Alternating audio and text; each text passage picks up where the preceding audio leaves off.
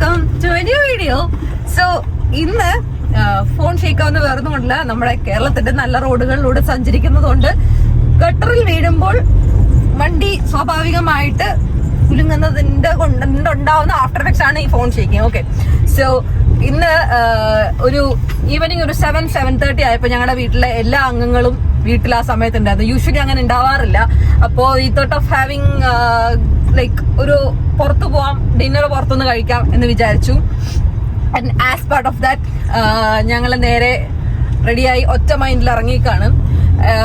പോകുന്ന സ്ഥലം KFC, കാരണം ഞാൻ ഭയങ്കര ഒരു KFC അഡിക്റ്റ് ആണ്. എന്റെ അനിയനും ഒരു KFC അഡിക്റ്റ് ആണ്. അപ്പോ ഞങ്ങൾക്ക് വേറൊരു സെക്കൻഡ് ഓപ്ഷൻ എന്ന സാധനം ഇല്ല. ഞങ്ങൾ KFCയിലോട്ടാണ് വിടുന്നത്. ഞങ്ങളുടെ വീടിനടുത്ത് തന്നെ ഒരു നിയർലി ടു 5 കിലോമീറ്റേഴ്സിനകത്ത് ഞങ്ങൾക്ക് ഒരു KFC ഔട്ട്ലെറ്റ് ഉള്ളതുകൊണ്ട് ഞങ്ങൾ അങ്ങോട്ടാണ് ട്രാവൽ ചെയ്യുന്നത്. സോ യെസ്, ഫാമിലിയില് എല്ലാരും ഉണ്ട്. കാണാൻ പറ്റുമെന്ന് എനിക്കറിയില്ല. എനിവേസ് എല്ലാരും ഉണ്ട്. ഞങ്ങൾ അങ്ങോട്ട് പോവാണ്. So welcome to a new video in KFC. ഞങ്ങളവിടെ എത്തിയപ്പോഴത്തേക്കും നല്ലൊരു ചെറിയ ചാറ്റൽ മഴയൊക്കെ ഉണ്ടായിരുന്നേ. അപ്പോൾ ആ ഒരു വൈബിലായിരുന്നു ഞങ്ങൾ KFC കഴിക്കാനായിട്ട് പോയത്. യൂഷ്വലി KFCയിൽ എപ്പോഴും തിരക്കായിരിക്കും. ഇപ്പോൾ എനിക്ക് തോന്നുന്നു കുറച്ച് KFC റിലേറ്റഡ് ഇഷ്യൂസൊക്കെ ഉള്ളത് കൊണ്ടായിരിക്കാം അന്ന് KFCയിൽ തിരക്കേ ഇല്ലായിരുന്നു. എന്തോ ഭാഗ്യം. പക്ഷെ ഞങ്ങൾക്ക് കിട്ടിയ ചിക്കൻ നല്ലതായിരുന്നു കേട്ടോ. ഞങ്ങൾ ആദ്യമേ അത് ടെസ്റ്റൊക്കെ ചെയ്തിട്ടാണ് ടെസ്റ്റ് ചെയ്തതെന്ന് വെച്ചാൽ ഞങ്ങൾ ആദ്യം മര്യാദയ്ക്ക് അവരോട് ചോദിച്ചു, അല്ലാണ്ട് നമുക്ക് ടെസ്റ്റ് ചെയ്യാൻ പറ്റില്ലല്ലോ. പിന്നെ സെൽഫ് ഓർഡർ ആയതുകൊണ്ട് നമ്മളവിടെ നമുക്ക് വേണ്ടപ്പെട്ട സാധനങ്ങളൊക്കെ ഓർഡർ ചെയ്ത് പേയ്മെൻറ്റൊക്കെ അവിടെ ചെയ്തിട്ടാണ് നമ്മൾ നേരെ കൗണ്ടറിൽ പോയത്. അവിടെയും ഞങ്ങൾ 3-4 വട്ടം ക്രോസ് ചെക്ക് ചെയ്തു, നിന്ന് ബാച്ചാണോ ഫ്രഷ് ആണോ എന്നൊക്കെ. കാരണം KFC അതിയായ ആഗ്രഹത്തോടെയാണ് ചെല്ലുന്നത് ഞങ്ങൾ കഴിക്കാൻ. കാരണം ഭയങ്കര ഇഷ്ടമാണ് എനിക്ക് KFC കഴിക്കാനായിട്ട്. അപ്പോൾ നമ്മളൊന്നുകൂടെ ഡബിൾ ചെക്ക് ചെയ്തു. അതായത് നമുക്ക് അബദ്ധങ്ങളൊന്നും പറ്റിയിട്ടില്ലല്ലോ, ഇനി ഫുഡ് പോയ്സൺ അടിച്ച് കിടക്കാൻ വയ്യ എന്നൊക്കെ പറഞ്ഞിട്ട്. ഈ ഔട്ട്ലെറ്റിൽ ആക്ച്വലി ടോപ്പ് ഫ്ലോറിലാണ് സീറ്റിങ്സ് എല്ലാം വരുന്നത്. താഴെ ജസ്റ്റ് ഡെലിവറി മാത്രമേ ഉള്ളൂ. അത്യാവശ്യം നല്ല സ്പേഷ്യസ് ആണ് കേട്ടോ.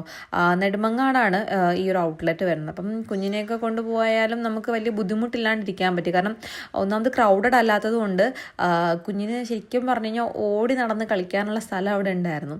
പിന്നെ ഞങ്ങൾ കുറച്ച് ഫോട്ടോ സെഷൻ ഒക്കെ എടുത്തു.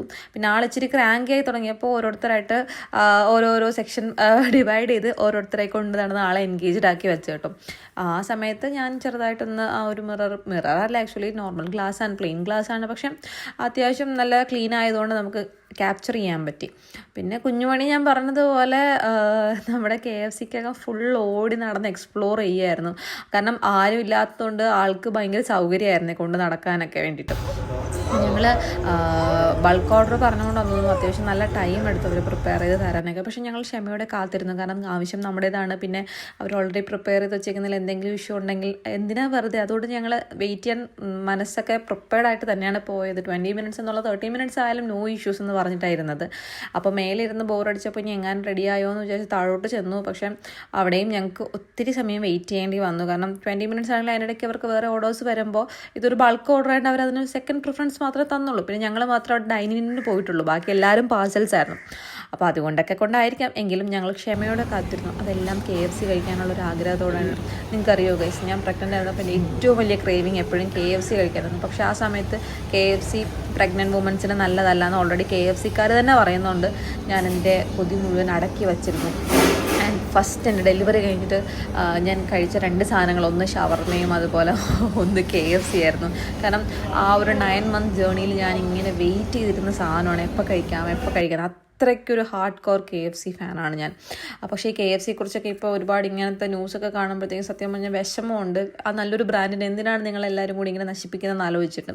ഞങ്ങൾ എല്ലാവർക്കും നല്ല വിശപ്പുള്ളതുകൊണ്ട് അത്യാവശ്യം ക്വാണ്ടിറ്റി തന്നെ പറഞ്ഞിരുന്നത്.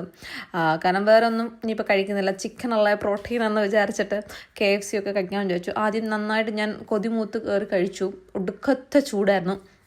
പിന്നെ ഞാൻ കുറച്ച് നേരം വെയിറ്റ് ചെയ്തു കേട്ടോ.